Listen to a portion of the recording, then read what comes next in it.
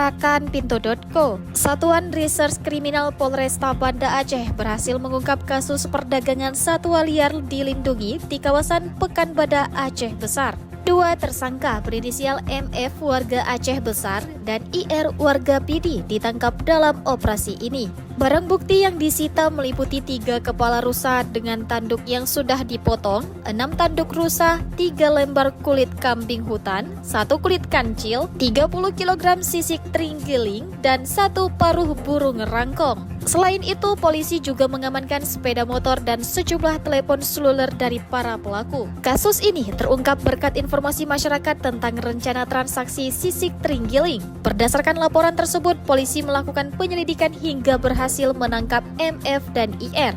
Kedua pelaku dijerat pasal tentang konservasi sumber daya alam hayati dan ekosistemnya. Polisi juga menggandeng Balai Konservasi Sumber Daya Alam untuk membantu penyelidikan.